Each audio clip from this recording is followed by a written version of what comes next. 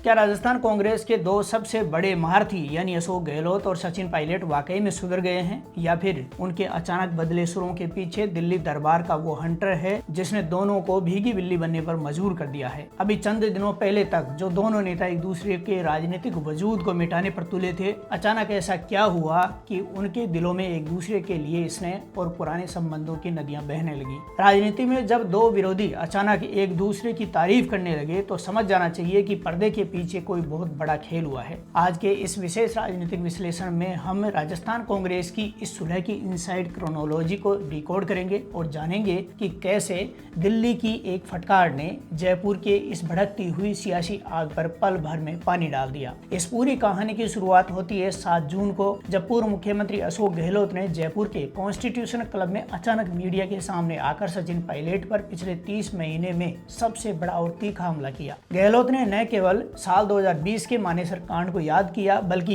एक बार फिर ये गंभीर आरोप जड़ दिए बीजेपी ने पायलट और उनके साथी विधायकों को 35-35 करोड़ रुपए में खरीदा था और 10 करोड़ रुपए एडवांस भी दिए थे। गहलोत यही नहीं रुके, उन्होंने पायलट की बगावत से लेकर खुद के 25 सितंबर 2022 वाली बगावत और राष्ट्रीय अध्यक्ष बनने की अधूरी महत्वाकांक्षा तक को बयानों में लपेट दिया। गहलोत के इस चौतरफा हमले के बाद पायलट खेमा भी खामोश नहीं बैठने वाला था। ठीक 3 दिन बाद यानी 10 जून को सचिन पायलट ने करौली की पावन धरा से बिना नाम लिए मंच से गहलोत पर एक ऐसा करारा तीखा हमला किया जिसने राजनीतिक गलियारों में सनसनी फैला दी। पायलट ने इतिहास के पन्नों को पलटते हुए सीधे शब्दों में कहा कि समय आने पर बड़े बड़े जादूगरों की कहानी खत्म हो जाती है। उन्होंने एक बेहद दिलचस्प किस्सा सुनाते हुए कहा कि जब कॉलेज में पढ़ते थे और उनके पिता राजेश पायलट केंद्र में मंत्री थे, तब देश में चंद्रास्वामी नाम के एक बड़े तांत्रिक का बोलबाला था। उनके पिता राजेश पायलट ने एक झटके में उस तांत्रिक को पकड़कर उसका सारा तांत्रिक रसूख खत्म कर दिया था। पायलट का ये तांत्रिक और जादूगर वाला तंज सीधे तौर पर अशोक गहलोत पर था। इस मंच से केवल पायलट ने ही प्रहार नहीं किया, बल्कि उनके सबसे करीबी और पूर्व मंत्री रमेश मीणा ने तो सारी मर्यादाएं लांघते हुए घोषणा कर दी कि अगर दूध का दूध और पानी का पानी करना है तो अशोक गहलोत का नार्को टेस्ट करवाया जाना चाहिए। उन्होंने राहुल गांधी को सीधे सलाह दे डाली कि गहलोत साहब को तुरंत कंट्रोल में किया जाए, नहीं तो कांग्रेस कभी नहीं जीत पाएगी। रमेश मीणा ने हुंकार भरते हुए कहा कि पायलट साहब तो कभी बिके नहीं, लेकिन जब बसपा के 6 विधायकों को अशोक गहलोत ने 2 बार तोड़कर कांग्रेस में मिलाया था, तब कितना पैसा दिया गया था इसके पुख्ता सबूत उनके पास मौजूद हैं। इसी तीखे घटनाक्रम ने राजस्थान कांग्रेस में गुटबाजी की रफ्तार को बुलेट ट्रेन की स्पीड दे दी। पूरी प्रदेश कांग्रेस के कार्यकर्ता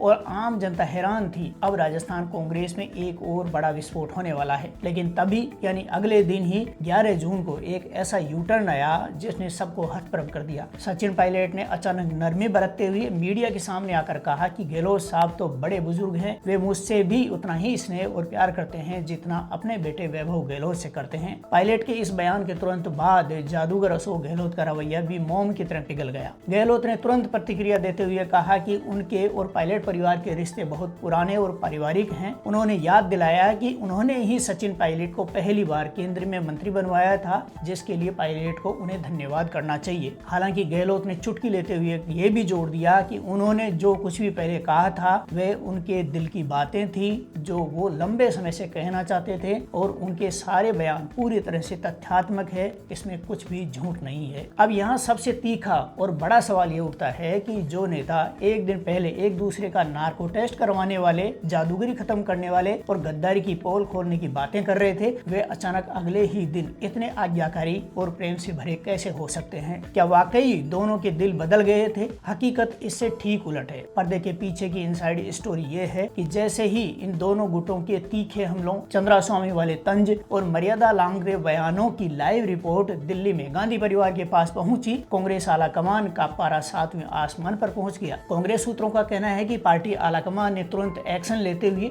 दोनों ही कद्दावर नेताओं को फोन कर कड़ी फटकार लगाई। आला कमान ने सीधे शब्दों में चेतावनी दी कि राज्य में पार्टी पहले ही मुश्किल दौर से गुजर रही है, और अगर इस समय दोनों ने अपनी ये गुटबाजी और आपसे सिर्फ उठवल तुरंत बंद नहीं की तो पार्टी उनके खिलाफ कड़े अनुशासनात्मक कदम उठाने से भी पीछे नहीं हटेगी। दिल्ली से आए इस सख्त संदेश और हंटर के बाद ही इन दोनों शेर सूरमाओं के तेवर अचानक ठंडे पड़ते गए और दोनों ने तुरंत नरमी का रास्ता अख्तियार कर लिया। इस पूरे घटनाक्रम से एक बात शीशे की तरह साफ हो जाती है कि राजस्थान कांग्रेस के ये दोनों गुट तब तक ही शांत रह सकते हैं जब तक दिल्ली में बैठा आलाकमान हाथ में डंडा लेकर खड़ा रहे। जैसे ही आलाकमान की पकड़ थोड़ी ढीली पड़ती है, दोनों गुट एक दूसरे की राजनीतिक हत्या करने के लिए अपनी तलवारें खींच लेते हैं। अगर कांग्रेस आलाकमान ने आगे भी इसी तरह का कड़ा रुख नहीं अपनाया तो ये बिल्कुल तय मानिए कि अगले विधानसभा चुनाव तक ये दोनों नेता विपक्ष से लड़ने के बजाय अपने ही दल के नेताओं से आत्मघाती हमले करते नजर आएंगे। अब देखना यह है कि दिल्ली की ये डांट कितने दिनों तक काम आती है या फिर ये शांति सिर्फ किसी बड़े तूफान के आने से पहले की खामोशी है। इस पूरे सियासी ड्रामे और दोनों नेताओं के बदले हुए सुरों पर आपकी क्या राय है, हमें कमेंट बॉक्स में जरूर बताएं।